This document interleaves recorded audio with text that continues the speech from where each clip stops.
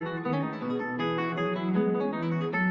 am a student at Drexel University, and so my question was about your comment on, separating religion and politics. So, if we're to separate those two things, how do we make laws on things like abortion? Should it be completely secularized in the laws that we make, or should it be founded on America's Judeo-Christian beliefs? I think that's a great, great question and a very, very tough one. And let me do my best to answer it. And Vince can feel free to add it as well. When Paul was heading to Rome, and many were dissuading him from going there because they say they would finish him off, he said, I'm going to claim my right as a Roman citizen. I'm going to claim my right as a Roman citizen and argue my case as a citizen of Rome. He didn't say, I'm coming from the church that I planted. He didn't say, I'm representing all the churches that I've planted. I'm coming as a citizen of Rome to claim my right. What happens in a world with so many mixed views today, especially pluralization, where there's a competing number of worldviews available to its members? We ought to speak on these issues as a member of society, as a member of a community, as a member that gives me my right to argue for the child and the unborn and the weak and the most victimized. But if I come speaking because I represent the evangelical church or the Protestant church or the Catholic church or whatever it is, you end up all of a sudden getting people to fight against an institution. I think we must speak what you're saying, and so we must speak our conscience and our conviction and why. And the secularist who tells us we are prejudiced and subjective is just plain wrong. No more subjective than the secularist is going to be. The secularist is also speaking very subjectively. We speak from the objective viewpoint that life has intrinsic worth and intrinsic value, not extrinsic worth conveyed by state or society, but intrinsic worth. We talk so much about human rights, we have forgotten about the right to be human. And so your point is very well taken. I commend you for thinking about that. I just think you speak as one who has a coherent worldview as to why this issue is important, not representing an institution, but representing the absolutes that have built your life, the absolute of dignity, of essential value, of life, of marriage, of home, and of the future. You raise a question right now that is going to have ramifications 10 to 20 years down the line. We're going to find out. Because a worldview is in place right now that seeks to dominate the world. And one of their methods is by raising huge families, you ultimately outnumber the opponents and the opposition. Wouldn't it be ironic that a worldview that has raised huge families is then overpowering one of a worldview that didn't even value its children? And then we see why we have been overrun. We will only be defeated if we lose our moral strength and our moral basis. We will not be defeated because of politics or military power. We can be defeated if we lose our moral framework. So speak with moral conviction and clarity, but always with love. And that is the biggest persuader of any counter perspective. That's what I would say here. Thank you so much. God bless.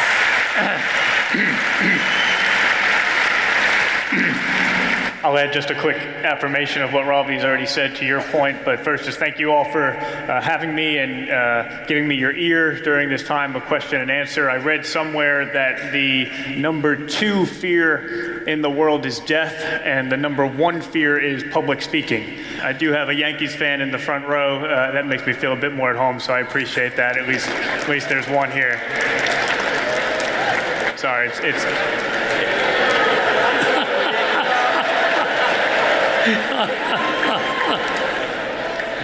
it's my dad's fault. It's not my fault. Just a quick affirmation of what Ravi has said to that point. You know, we all take our political starting point. We go right back to the Declaration of Independence that all people are created equal.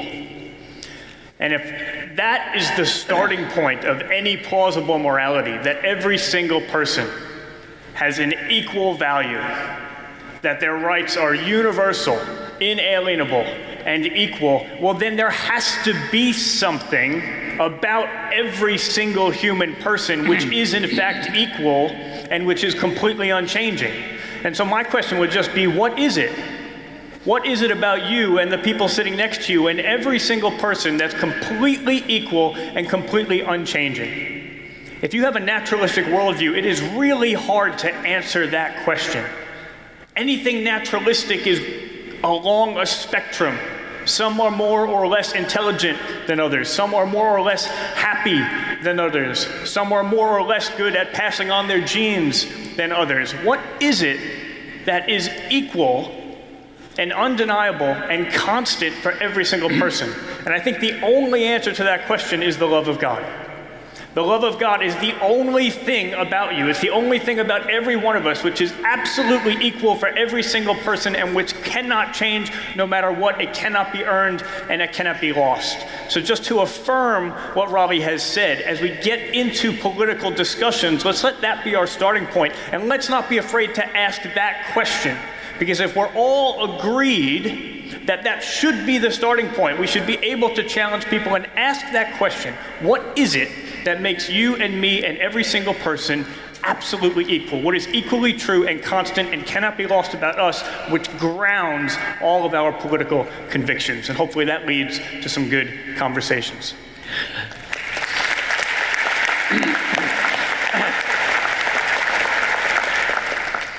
Next question.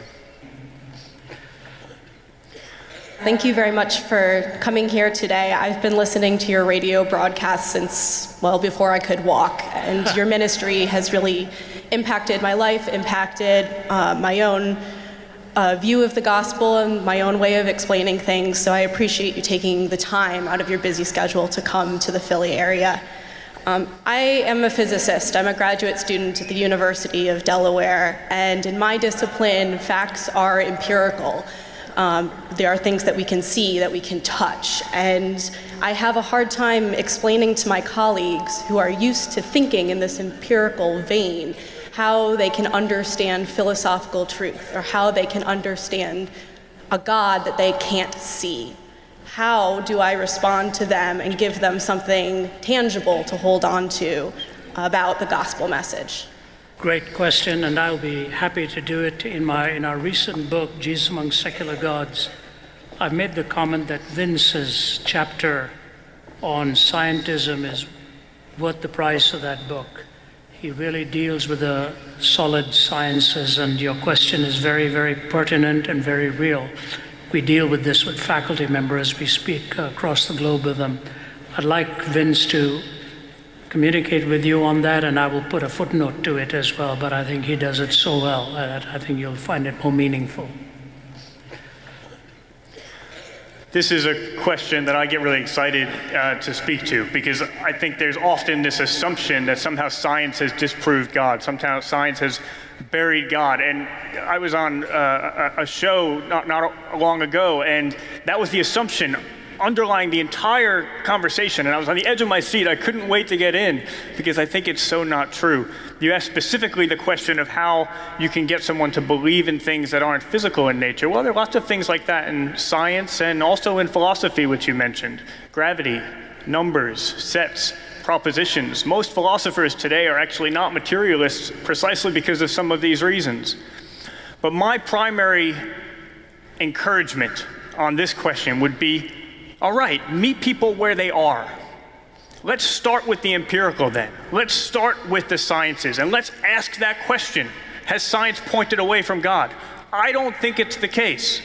arguably the two most significant discoveries in all of cosmology in the last 100 years point strongly to the existence of God. The first one, that the universe has a beginning. Go right back to the beginning of Genesis. People didn't believe that, and it was discovered, and some of the greatest scientists struggled to believe it because they realized how well it would cohere with the Christian faith. And if you have a universe that didn't exist and then came into existence, you have to account for that change. What could cause that? What could be powerful enough and creative enough to cause that? The second discovery in cosmology, that the universe is incredibly finely tuned for life. The way the universe needs to be, in order for life to be possible, not just life as we know it, not just life on the planet Earth, but anywhere in the universe, the probability of that on just natural assumptions is incredibly, incredibly small. Some scientists put it as 1 part in 10 to the power of 10 to the power of 123. If I were to try to write that probability out for you, I couldn't, because I would need more zeros than there are particles in the universe. One scientist likens it to a tornado going through a junkyard and just happening to produce a perfect airplane. How can we account for this? The probability based on chance is almost nothing. But what if it's the case that you have someone who's powerful enough and creative enough and intelligent enough and loving enough to desire to create human persons and to call them into relationship with himself? Interestingly, I saw an interview with Richard Dawkins where he called it a very interesting hypothesis, the idea that life on Earth could have been seeded here by aliens from a different universe. And I couldn't believe it. When I heard it, I thought, wait a minute. Richard Dawkins is not against intelligent design. Actually, he just has a very specific bias against divine design. Let me just take this one step further. The very basis of all science, the regularity of the universe, the fact that we can expect that in the next second and the next minute and tomorrow, gravity, for instance, is going to have exactly the same strength. Why do we just assume that? Somebody might say, well, that's the way it's always been. But that's not an answer, that's the question. Why has it always been the same? And why can we assume it's always going to be the same in the future with perfect regularity? I actually think on logic alone, you have no answer to that question. Einstein said the universe's incomprehensibility, the greatest incomprehensibility, is that it is comprehensible. Why do we have this regular universe that we can actually perform experiments on and discover scientifically? I think only God makes sense of that. And so bring that into the conversation. Maybe it's the case not only that science hasn't disproved God, but that only God proves science. I hope that's helpful.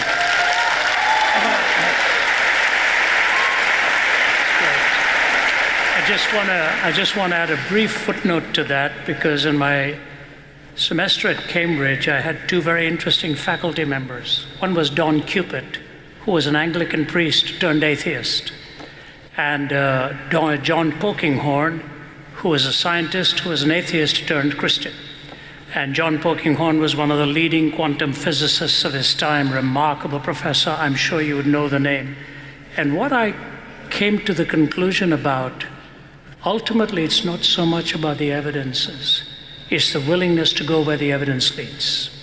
If you're really willing to go where the evidence leads, and if it calls for humility and the bending of your knee, the difference will actually and ultimately come there. You see, in the sciences, as a physicist or as a lab technician or whatever, science can tell you what happens when this is joined to that, or when this is added to that. Nowhere in science does it tell the technician that they must tell the truth. That's not a scientific imperative, that is a metaphysical imperative. So immediately when you move from science into metaphysics, you come into the real world of why you love your children, why you wish to be loved, and why the truth matters. Nicholas Walterstorff, marvelous professor from Yale, after he lost his son and it crushed his heart, made this incredible comment: when we have overcome absence with phone calls, winglessness with airplanes, summer heat with air conditioning, when we have overcome all these and much more besides, then there will abide two things with which we must cope: the evil in our hearts and death. The answer to those two will not come from science. It comes from knowing the very creator of the universe, who explains your heart and raised his son from the dead for you and for me. Yeah. Should I go ahead?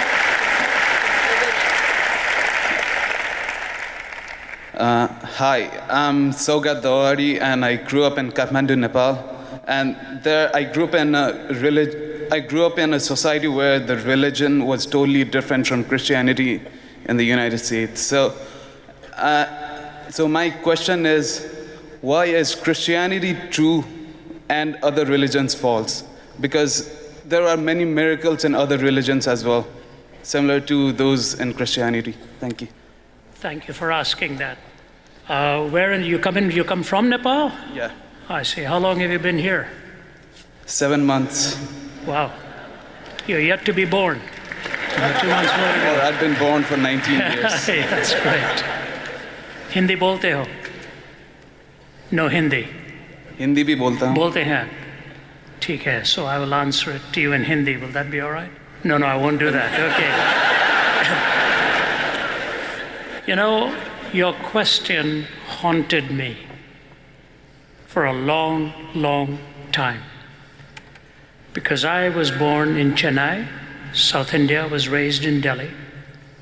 My ancestors were Nambudris, that come from the highest caste of the Hindu priesthood, deep in Kerala. When Thomas the Apostle went to India, he was the one to whom Jesus said, "I'm the way, the truth, and the life. No one comes unto the Father except through me." Pretty drastic statement. He went to India, the land of 330 million deities, and preached the message of Jesus. And he ultimately paid with his life. The reality about truth is that truth, by definition, is exclusive. Whether we like it or not, truth is exclusive. You may think, for example, Hinduism often says it's an all-accommodating religion. It isn't. It is not all-accommodating, and you know it well. Every Hindu believes in two things: karma and reincarnation. They may have huge differences, but the law of the cyclical rebirth of life and the karmic cycle and the reincarnation are realities within Hinduism. People think Buddhism was very ironic and very accommodating. Not true. Gautama Buddha was born a Hindu, and he rejected the caste system and rejected the authority of the Vedas. That's when he came with his fourfold truth and the eightfold truth and for the noble path, the noble path and the fourfold truth of the problem of suffering, the reality, and how you extinguish it. Every religion is exclusive. Every religion. Hinduism excludes, Buddhism excludes. You know, it's very interesting. In India right now, they have this new movement. You may have heard it. Ghar Vapas Aa. Come back to your home. Ghar Vapasi. You were converted, come back. Why? If all views are ultimately the person's expression, why come back? Because they believe their own religion is exclusive and ought to be protected. The question is not whether religions are exclusive or not. The question is, what can they answer to defend that truth? If you move from Hinduism from the Vedas into the Gita, where Arjuna is talking to Krishna in that great conversation where Arjuna is going to fight his own brothers, and he doesn't know the chariot driver is Krishna. and he's asking him for advice on how I can go and fight my own brothers and kill them. He doesn't know who Krishna is, but he's giving the advice. Through the conversation of the Gita, Krishna talks about the Prajapati, which literally ends up meaning the sacrifice. You ultimately need that sacrifice. But in the Gita, there is no sacrifice. He was on to the truth that there was the need. Only in the gospel is that sacrifice offered for you and for me. Why is Jesus the way, the truth, and the life? Because he answers the 4 questions with correspondence as truthful and coherence as the 4 coherent answers. It is for this reason that people like Carey and Charlie C.T. Studd and Henry Martin and others, when I go to India several times a year, hum dharti ke aadmi hai. Hum dharti ke aadmi hai. I'm a person of the soil. I was born and raised in India. India has a fascinating philosophy. There's a song that you may have heard from Mother India, Duniya mein hum aaye hain to jeena hi padega, jeevan hai agar zahar to peena hi padega, which literally means if I've come into this world, I must live. If living means drinking poison, I must drink it. The fatalism that is present in many of the young, they are hungering for answers. It is not so much the robust attitude of smothering somebody, but the privilege of telling them that Jesus Christ offers his sacrifice for you so that you can have life with purpose. Mahatma Gandhi, who carried a New Testament all his life, made this comment, I like their Christ, I don't like their Christian, because the Christians had victimized him in so many ways. We as Christians need to apologize to the world for the way we have sometimes betrayed the trust. But we do not go to present ourselves. We go to present Christ. If you had the cure for cancer, you would not be sitting at home. You'd be telling the world with cancer where the cure is. In Jesus, you find the answers to the deepest questions of the soul, and you present him as the answer. I'll leave that with you. I'll leave you with 2 footnotes. Why Jesus? I've responded in 1 chapter to the very question you've raised, and also Jesus among other gods. You will see the coherence of his answers. All religions claim exclusivity. I believe in Jesus. You see the reasons for that exclusivity, because he describes my condition, provides for the malady, explains suffering, teaches me what the cross is about, and rose again from the dead to give me eternal life. That is what I present to the Indian people, and I hope you will follow those teachings too.